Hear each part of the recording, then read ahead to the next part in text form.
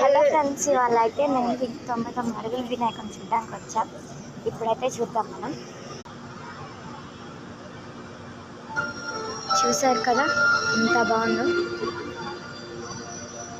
మీరు కూడా డెఫినెట్గా వచ్చింటే కామెంట్ చేయండి.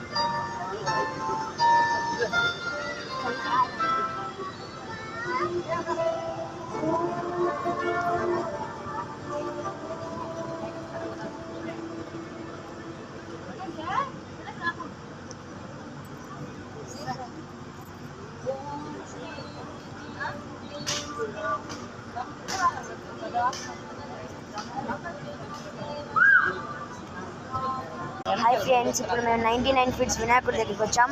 మీరు చూపిపోతున్నాం.